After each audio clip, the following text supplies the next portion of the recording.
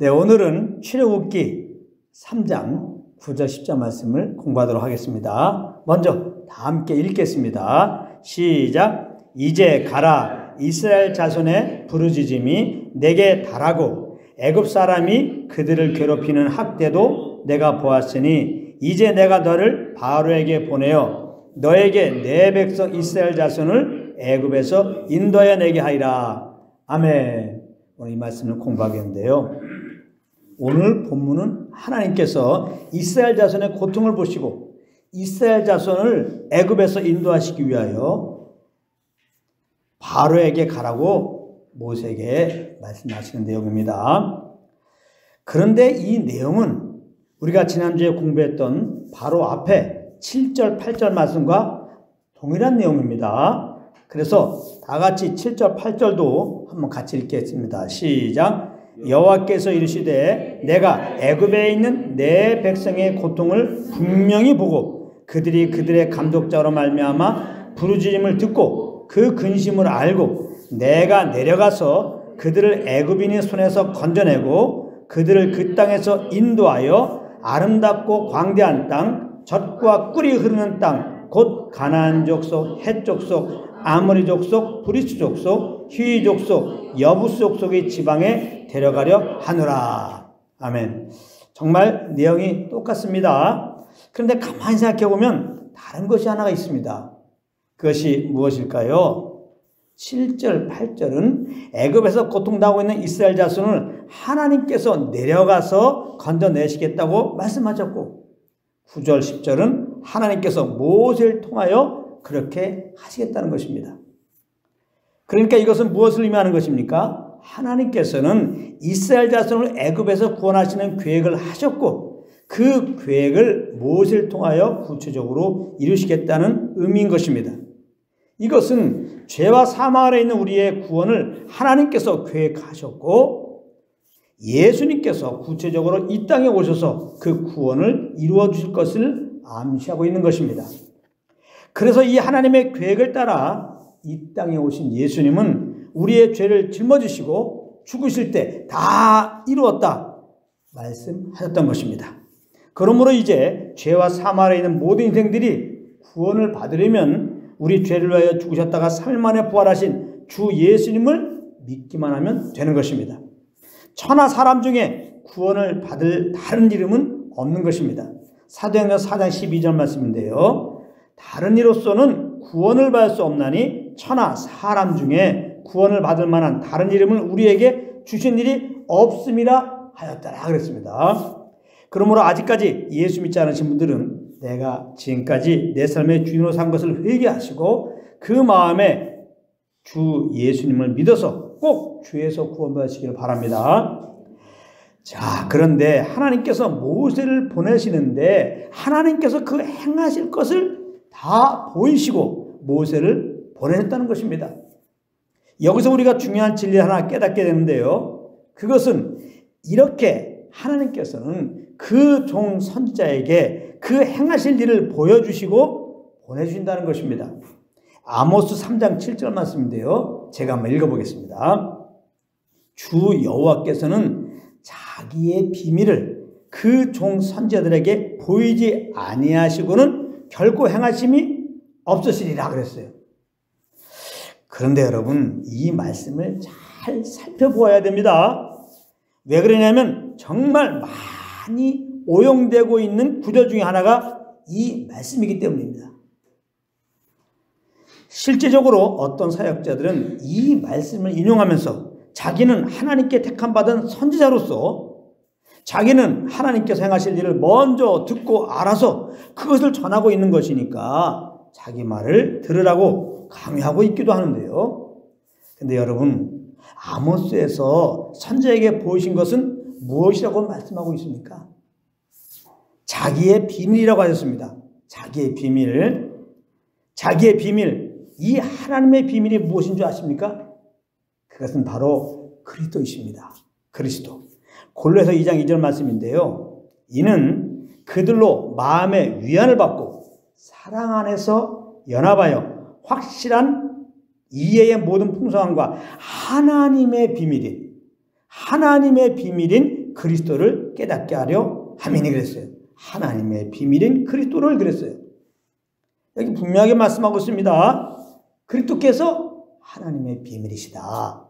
하나님의 비밀은 그리스도예요.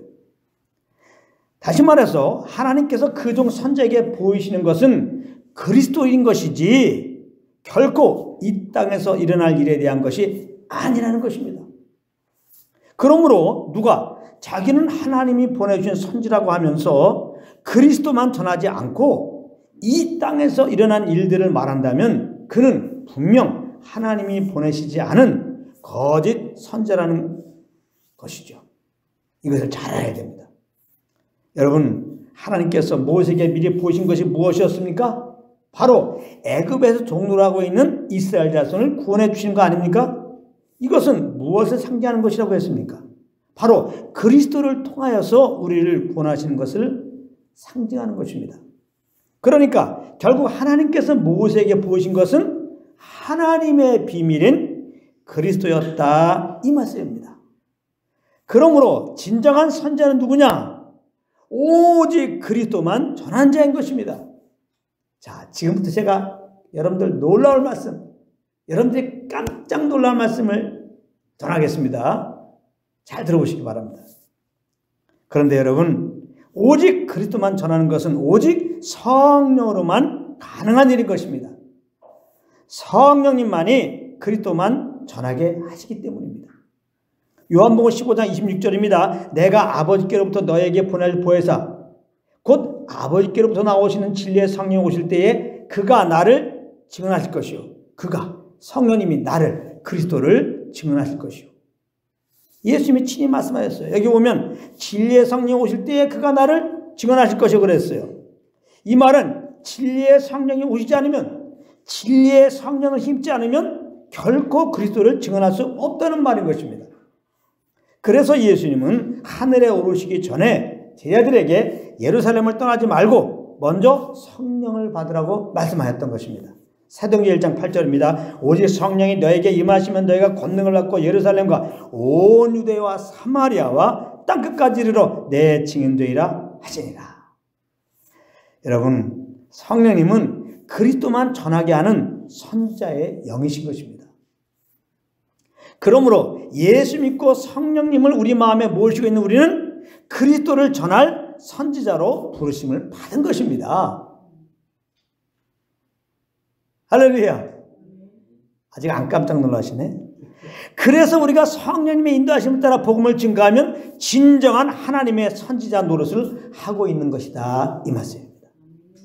우리 그래서 한번 서로 격려하기 바랍니다. 서로 보면서 성령을 모시고 있는 당신은 하나님의 선지자입니다.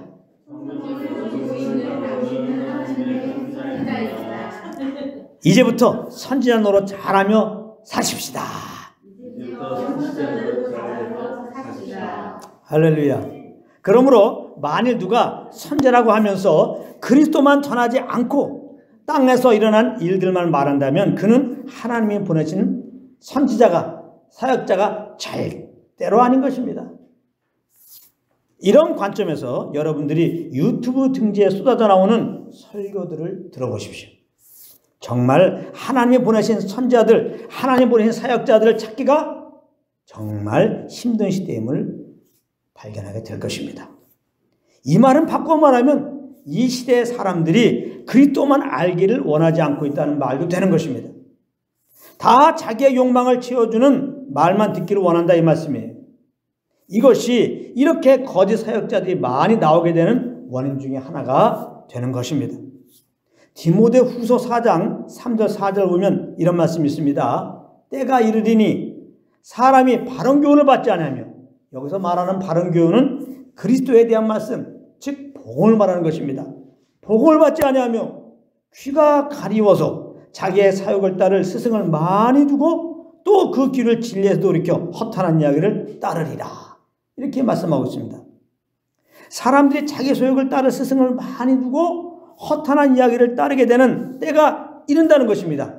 지금이 바로 이런 때인 것입니다. 지금이. 여러분, 우리의 욕망을 채워주는 말, 즉 허탄한 이야기가 무엇인지 아십니까? 바로 다른 복음인 것입니다. 이렇게 행하면 하나님께서 복을 주시고 그렇지 않으면 저주를 받으니 이렇게 살으라고 하는 율법주의 메시지, 이것이 다른 복음입니다. 물론 우리는 연약하여 그렇게 살지 못하기 때문에 그렇게 살려고 하면 저주 아래 거하게 되는 것인데, 욕망의 눈이 어두워지면 이 말이 눈에 들어오지 않는 것입니다. 오직 이것을 행하기만 하면 복을 받는다는 말만 들리는 것입니다. 복을 받고 싶은 그 욕망 때문에 말입니다. 그래서 자꾸 그런 말을 듣고 이렇게 행하려고 열심을 내지만, 그런데 그렇게 행하게 됩니까? 연약한 우리가 당연히 그렇게 살지 못합니다. 당연히 그러므로 자기가 원하는 복도 받지 못하고, 그러다 보니 정죄만 실컷 받게 되고, 이제는 하나님 보기가 너무나 죄송스러워서 많은 분들이 교회도 안 나오고 있는 것입니다. 그래서 우리는 오직 복음에 창념해야 하는 것입니다. 오직 우리를 주에서 권하여 주신 그리스도만 알기에 힘써야 한다, 이 말씀입니다. 물론 이렇게 한다고 해서 현재 내 삶에 큰 도움이 되지 않습니다. 그렇기 때문에 사람들이 복음을 안 들으려고 하는 거예요. 실질적으로 내 삶에 큰 도움이 되지 않기 때문에. 내가 그리스도를 더 알게 되었다고 해서 좋은 학교에 가는 거 아니죠? 내가 그리스도를 더 알게 되었다고 사업에 성공하는 게 아니죠? 만사가 형통한 게 아니죠? 어떤 경우는 그리스도를 알수록 삶은 더 꼬일 수가 있는 거예요. 그러나 여러분, 그리스도를 알게 되면 그 꼬인 삶에 눌리지 않게 된다는 거예요. 할렐루야. 이 죄덩어리에 불과한 우리를 구원하여 주신 그 은혜가 너무나 감사해서 우리는 그럼에도 불구하고 주님께 감사 찬양을 돌리며 살 수밖에 없는 것입니다. 이런 은혜가 여러분들 삶 가운데 넘치길 바랍니다. 여러분, 돈이 많다고 걱정이 없는 것이 아닙니다. 돈 많은 사람들 보십시오.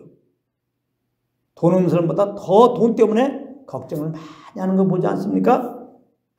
그러나 그리스도를 알게 되면 혹 돈이 없어도 걱정하지 않습니다. 저를 보면 그렇지 않습니까? 돈도 지지도 없는 것 같은데 얼굴 보면 그런 눌린 모습이 하나도 없단 말이에요. 돈 때문에 눌린 모습이 하나도 없단 말이에요. 뭐 때문에? 돈 때문에. 제 입에서 돈 하는 소리 들어봤습니까? 예수 하는 얘기는 많이 들었을 거예요. 돈 하지 않습니다. 눌리지 않기 때문에. 주님이 주시는 그 평안이 오직 주님만 감사하게 하시, 돈 없다고 걱정하지 않습니다. 제가 늘 피하는 것 중에 새 아파트 피우가 있습니다. 오늘 또 해야 되겠습니다. 새 아파트를 분양받고 얼마 뒤에 들어가게 된다면 지금 내 집에 좀 금이 가고 비가 오면 새고 이렇게 추운 날이면 한없이 춥고, 그래도 어떻게 됩니까? 여러분들은 내가 지금 살고 있는 집으로 인하여 걱정 근심하지 않는 것입니다. 잠깐 할지 모르지만 이내 얼마 있으면 들어가게 될 그 새 아파트를 생각하면서 그 모든 불편을 넉넉히 이기게 되는 것입니다. 그리스도를 안다는 것은 이것과 같은 것입니다. 그리스도로 말미암아 우리에게 약속된 부활과 천국의 소망을 가지게 된다, 이 말씀이에요. 그렇기 때문에 그리스도를 알게 되면 이 땅에서 일어난 어떤 일로, 혹 그것이 내가 감당하기 너무 힘든 일일지라도 그것에 결코 눌리지 않게 되는 거예요. 오히려 이 죄덩어리에 불과한 나를 구원하여 주시고 부활과 천국의 소망을 주신 하나님께 한없이 감사하게 될 뿐인 것입니다. 그래서 눈에 보이는 대로 오감으로 말하고 행하지 않고 지금도 나와 함께 하시면서 이 그리스도의 십자가 은혜를 알려주시는 성령님과 교통 속에서 그 인도함을 따르는 삶을 살게 되는 것입니다. 여러분, 이렇게 성령님의 인도함을 따라 사는 것이 하나님 앞에서 가장 잘 사는 인생인 거예요. 여러분들은 잘 사는 인생이 되기 원하죠? 특별히 믿는 자들은 하나님 앞에서 하나님께 인정받을 만큼 정말 너는 잘 살았다, 너는 왜 이렇게 잘 살았냐, 이 말 듣고 싶어하는 게 믿는 자들의 꿈 아닙니까? 이런 꿈 없는 사람 믿는 사람이 아니에요. 이잖아요. 우리 사람들 앞에서가 아니라 하나님 앞에서 정말 하나님이 인정할 그런 정말 귀한 삶, 가치 있는 삶, 정말 잘 사는 삶을 살기 원하잖아요. 그게 뭐냐? 성령을 따라 사는 거예요. 이런 삶을 살라고 하나님께서 우리를 만드셨던 것이고 죄 가운데 빠졌을 때 그 아들을 통하여 우리를 죄에서 구원하여 주시고 하나님의 아들로 삼으신 것입니다. 그러면 하나님의 아들 된 우리가 항상 먼저 해야 할 것은 우리 안에 계신 성령의 음성을 듣고 이분과 교통 가운데 있는 것이에요. 그리고 이분의 인도함을 따라서 이분께서 주시는 소원함을 따라서 생각하고 말하고 행하는 것입니다. 이렇게 사는 것이 하나님의 아들 된 자로서 하나님의 아들답게 사는 것입니다.